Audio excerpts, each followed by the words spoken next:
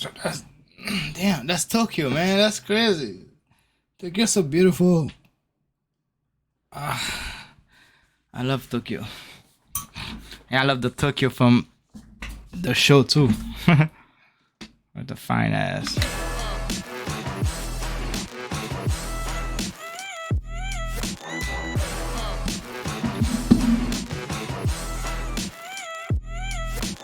Woo.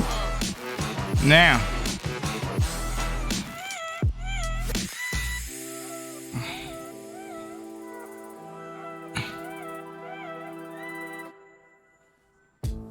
Hello world.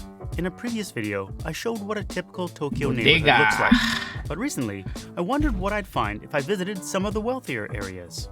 And where do the rich even live? Well, I'd say it's mostly on the west side, the Yamanote side. It's geographically the upper areas of Tokyo and where you would traditionally find the upper class.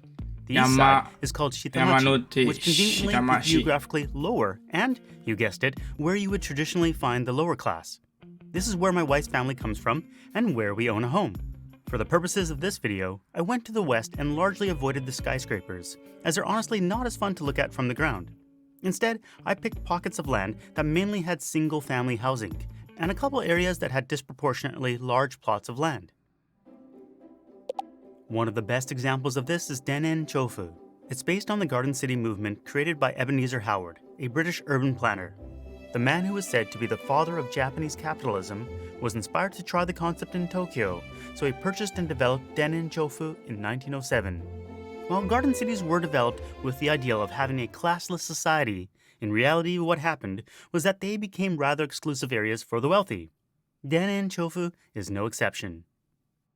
And just a note, I'm specifically talking about the Sanchome area located in Ota Ward. It's easy to see from the sky due to its distinctive radial pattern. In Dennen Chofu, they have minimum lot sizes, which partially explains why you'll see larger homes than normal.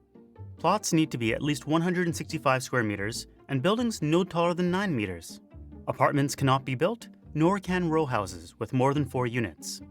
While there's a minimum plot size, in reality, most plots tend to be larger. One reason for this is if you're sitting on a plot of land that is 300 square meters, you wouldn't be able to split it into 2, since both halves would only be 150 square meters. In fact, after manually measuring out a few of the areas, I feel safe in saying that on average, the lots are double the minimum lot size. Interestingly, if you look at land values for Dennen Chofu, they don't seem too high, especially considering neighboring areas.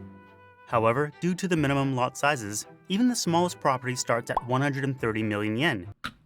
How much is that in how much is that in US? Which is about $1 million US given current exchange rates. Keep in mind that this is the starting cost just to get the bare minimum of land without any buildings. That's crazy. So you crazy. basically have to be a millionaire to own a house here, just like in Vancouver and Toronto now. Neighborhoods outside of Dennen Chofu allow for much smaller lot sizes and have less restrictions, which makes the land more valuable. A great example is Jiyugaoka, which is one train station north. This lot is selling for 63 million yen, which is about $500,000 US. It's only 62 square meters, which is much smaller than the minimum of 165 in Dennen Chofu, but the land per square meter is worth 27% more. So perhaps this is counterintuitive to some, but cramming more residents into an area makes the land more valuable. On top of minimum lot sizes, there are also rules that I went there before when I was dreaming, and then it's definitely just like that. Your spirit can fly away, man. I'm telling you, your spirit really can fly away. You might be big. Your spirit probably turn to an astronaut. You never know. I'm telling you. I'm not lying. I'm serious. The buildings have to be harmonious with their surroundings. There are limits on the size of walls and the types of construction materials used. While I don't think these rules make houses in Dennen Chofu homogeneous by any means, they're probably not as out there in terms of architectural design as you'll find in other neighborhoods with less restrictions. And one last point about neighborhood rules. Dennen Chofu has a volunteer neighborhood association who, in addition to the city, also have their own rules around how the properties should look and the proper way to enjoy your property, like not airing out your clean laundry where people from the street can see. However, unlike homeowner associations in the United States, these rules are not enforceable by law, and thus are suggestions that they strongly suggest you follow. Like really strongly suggest, as in Yakuza might be showing up at your place if you don't. No, I joke, but if you live What is Jacques? in the area, there will be huge pressure to conform Yakuza? to the neighborhood's standards. While Denin Chofu has special laws to preserve the character of the neighborhood, in a place like Shirokane, you can easily turn a corner Shinokane. and find yourself in a neighborhood that's like any other you'd find around Tokyo. For example, you probably didn't even you got notice that the last Maserati. shots were from Edogawaku, a working-class neighborhood in Tokyo. It's basically indistinguishable from some streets in Shirokane. And now, so we're clear, these shots are from Shirokane. You'll find a mix of people with modest homes who have held on to them for decades, mixed with relative newcomers who have paid a premium price for the land and have mostly built custom homes. I was somewhat taken aback to see that some homes were essentially the same kind of cookie-cutter ones that you'd find in the less wealthy parts of Tokyo. The only difference is that the home in the rich areas could cost double or even 5 times more of the price because of land values. Basically, anyone can build anything anywhere, and you can build on really small lots of land. This will result in really big homes next to small ones, as well as oddly shaped and placed homes, like this one sandwiched between a park and a road. And if you want to know more about zoning, see my Why Japan Looks the Way It Does video. Shirokane is home to the main campus of Meiji Gakuin University. Nearby, you'll find residents living in towers. I was curious about this old wooden manor up these stone steps and found out that while this was the home of a wealthy stock trader, it's now owned by Mitsubishi Electric and is a National Historic Site. This tracks, as I don't think you'll find many people living in such large old properties like this in Tokyo. Another interesting find in Shirokane was this big bunker of a building. Okay, for these homes, I need you all to help me out. When I tried to search for the names of buildings that look like this, the photos that seemed most similar were labeled brutalist. Other searches put forth the names of modernist or contemporary. I realize I might be I don't like those houses. I like those type of houses that's like a square and then they got glass. You know what I'm talking about, right? It's really nice. up the styles that I'm showing, but overall, what is the main style of these concrete I feel like I'm in GTA. buildings? I feel the biggest telltale sign of a wealthy family is the steps they take for privacy. There are often walls or vegetation that prevent lurking eyes from seeing in. The cars will also frequently be fenced in or completely shielded within a garage. Yet you'll still see things like this Maserati that's relatively unprotected, or this Lambo that's lounging around. You also see a lot of security cameras. It's very common to spy on the stickers of security companies attached to the building. Wait, that's a secret camera? Despite all the measures put in place, you also see a lot of security cameras. It's very common to spy on the stickers of security Wait, that's a secret camera? companies attached to the buildings. Despite all the measures put in place to protect privacy, luckily for us, they don't stop planes and satellites. Looking at Google Maps satellite view versus street view will give you a vastly different sense of the area. Some properties will be nothing flashy from the street, but if you look at the satellite view, you can see that the size of this property is many times the size of its neighbors. Fortunately, this is Mizoe Art Gallery, so we have some fantastic 360 views of the interior. It was literally and figuratively eye-opening to get a look at these properties from Google Earth. One assumption I had was that there weren't many outdoor pools, and with the Google Earth view, I found my suspicions correct. I did find this one though that not only had a pool, but a mini soccer field. Although truth be told, it's a very tiny soccer field that's not much bigger than the 6-yard goal area of a regular pitch. Over here, these houses look nice from the street, but it was hard to tell if they were the same house or not.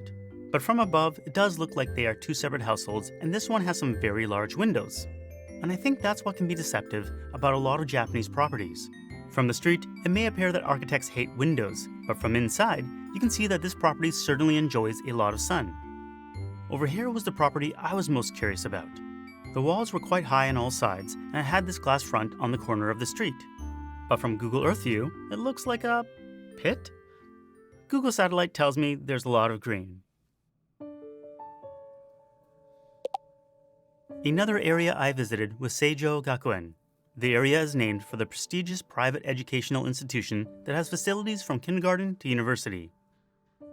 Something I noticed just outside the train station was that there's a huge bike parking lot.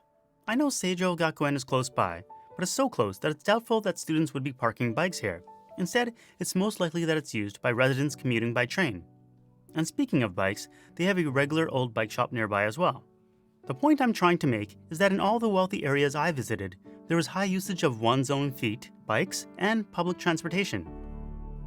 Something that stood out to me with this neighborhood was the number of tree-lined streets. The main thoroughfare is covered in ginkgo trees, but I was delighted to see that many small side streets have cherry trees lining them even though they have no official sidewalks. And on the subject of trees, At least they don't cut them trees. Over here we cut them trees, man. In New York. In America we cut them shit off. And we can't even see no sunlight. It's crazy, man. It's terrible. came across this property that was absolutely shrouded in them. It looks like a ryokan, a traditional Japanese hotel that you would stay at in the countryside, except it's right in the middle of a residential area. It takes up the same space that 8 homes could. Seijo Gakuen, I don't like this Tennen house. Chofu also has a neighborhood association with their suggested rules. I guess this resident That's didn't get the kind memo. of alright. Even though it's a wealthy area, I saw instances of very basic housing. I found bachelor places that were renting for 58,000 yen and 85,000 yen, which is 450 to 650 US How dollars. many bedroom? Another thing that intrigued me was that I found vending machines and parking lots dotted throughout. You'd figure that a neighborhood who wants to preserve their character I would love want this. vending machines. Oof. I love this house right here.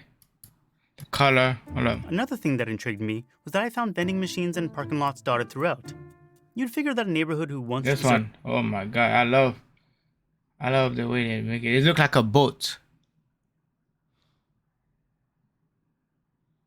The size look like a boat. I like this, the way they make it. That's crazy. So how you get in? Oh, you get in from here? No, that's another one. How you get in right here, probably. Oh, in the back? They got garage in front, and they got garage there too. Interesting. their character wouldn't want vending machines, but you'd be wrong. I can say the same for parking lots, but they're a necessity since there's no on-street parking and people need to park somewhere. Oh. And I suppose I shouldn't have been surprised to see a community garden, which is a common sight on the east side of Tokyo. I was actually walking around the neighborhood with my Japanese teacher, so I thought I'd ask a few basic questions. What kind of people live here? Rich people. They said on park. In New York, you gotta find parking, boy. And you probably come back and you don't find your car, or you find your car busted, find your car. So that's why when you in New York City, you gotta buy a used car, because if you buy a new car, you're gonna get scratched in 2 days. Not even 2 days, 1 day. Next day, yeah. I'm serious. Next day, if you're lucky. Rich people. Oh, rich people. So if you're in a rich area, what is this place called? 高級住宅街。もう一回お願いします。高級高級住宅街。高い。 Ah, okay, Consider okay. shit. I know. Okay. Yeah. So like kanji takai, ko. 級 Q is is- なんかクラス。 Oh, right. Okay, the class, right? で住宅。 Like housing Yeah, housing. guy. Okay. Oh, by the way, Yamamoto Sensei was telling me that she has a few spots available for new learners. Right. Yeah. I'm teaching Japanese on Nihongo Pro. So if you are interested in learning Japanese online, please check the website. I highly recommend her. After Yamamoto Sensei and I cannot say parted that ways, word, I man. headed to Shoto in Shibuya, which is only a 10-minute walk from Shibuya Crossing, famous for being one of the busiest Times pedestrian Square. crossings in the world. That's why I was caught Times Square in China. In Japanese. off guard by the lack of people on some of the streets. Where did they all go? I think the simple answer is that since the houses were so huge, the residence per block is very low, and thus I didn't see many people out and about. But when I moved only a few blocks over, I once again got the hustle and bustle of Shibuya. Notable things I saw in the area included this tall wall. What on earth was behind it, I wondered. Google Earth was once again able to satisfy my curiosity and showed me that it's basically a very large home. Continuing to walk around the neighborhood, I came across this residence, which instead of building a wall around for privacy, went with the fortress strategy. The building was the wall. With Google Earth View, I was able to see that they did have an inner courtyard with some greenery, which was a relief. I was really worried that the poor souls living inside weren't getting enough light. Again, another block and another long stretch of wall. Judging by the size of nearby apartment buildings, you could easily house 20 families in the compound. A true Tokyo mansion. I then set off to see what parks were like in this wealthy area. Apparently, you get artistic bathrooms like this. I liked this little park, but I have to say, beyond the interesting bathrooms, it didn't seem drastically different from the variety of parks one can visit throughout Tokyo. You may have been wondering what kind of shops you find in wealthy areas. In many places, I have to admit that I didn't find anything too posh, unless you consider Platinum Don Quixote fancy. I did find KFC in Dannen Shofu and Burger King in Seijo Gakuen. What? There will be fancier chain shops. They got Burger King and KFC in Japanese. What? I wonder how they taste. I wonder. Do they have McDonald's there too? Shops that you'll only find in wealthier areas, like the grocery store Seijo Ishii or the Seijo convenience store Ishii. Natural Lawson. On the east side, we only get regular Lawson, or even cheaper, Lawson Store 100, where many items are around 100 yen. Oh. In the wealthy areas, you will You still got find the Punch. regular chain shops, like Dotoru, Mossburger, and Starbucks? There was this fancy What? patisserie called Seijo Alps, and I was actually surprised to see that the prices were on par with quality patisseries I frequent in the East, and basically similar pricing to Starbucks, but obviously much tastier. What? Though, on a whole, I'd say prices would generally be 10 to 20% more expensive for equivalent quality goods from independent places, but this my makes nose. sense given the land prices.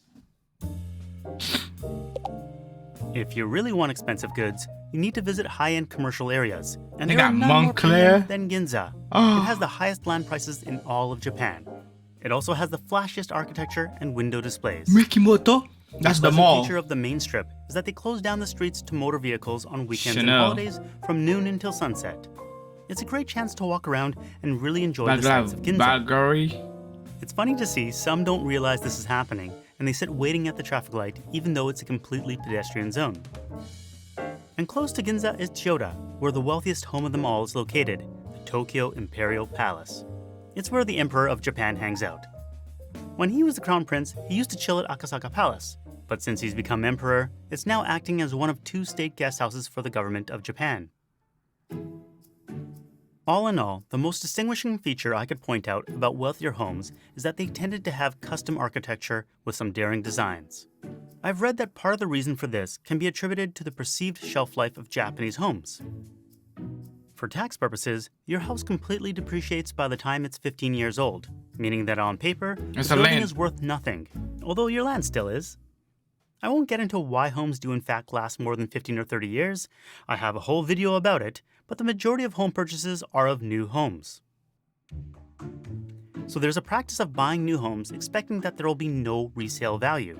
They're considered depreciating assets like cars, and thus people So that's how you park your car? You just put the chain next to it? That's crazy. inclined to get more creative with their designs. They're considered depreciating. So that's how they do it. That's crazy. People just gonna lift it up and that's it.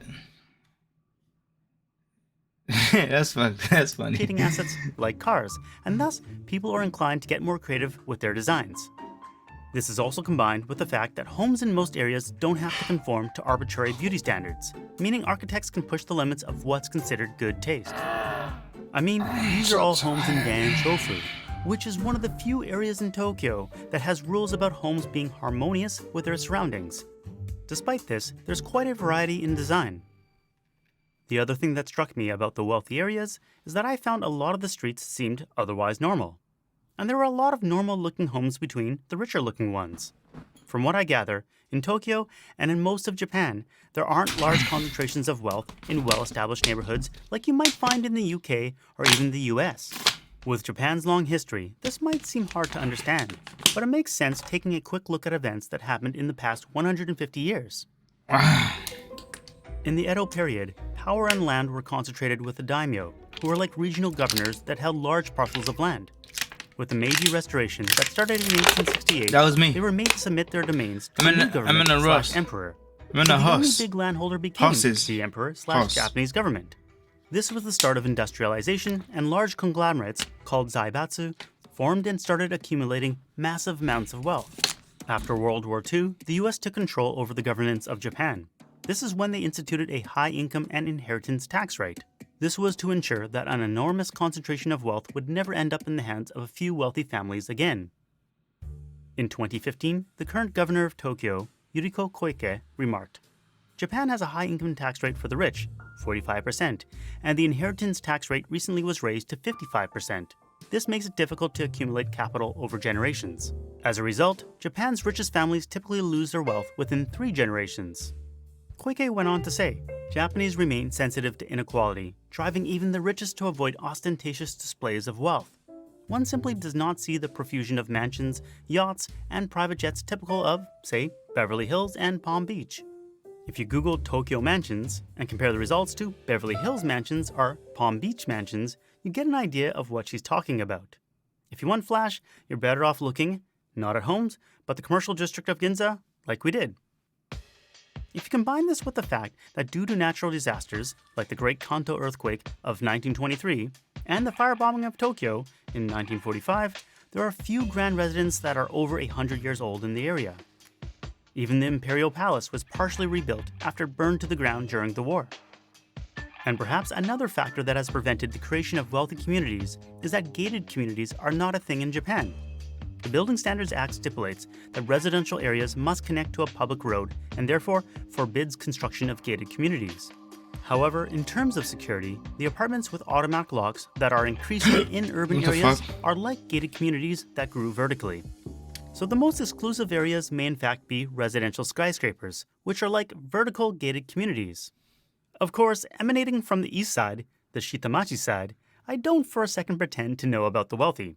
So please, feel free to correct me in the comments. And while the credits roll for my Patreon supporters, thank you so much. Thank you too. I hope you don't give me copyright, but anyway, I feel like we're cool. I'm gonna put your link on my description, so subscribe, guys. And what do you think? You think should I live there when I become rich in Tokyo? I don't like those houses though. Probably this one kinda alright, but look like New York City vibe for me. New York City vibe for me because there. But after that, the houses, I don't like it. The way they make houses. But that's what happens when you got money, man. Say if you buy a land, but the house it don't worth nothing. That's crazy.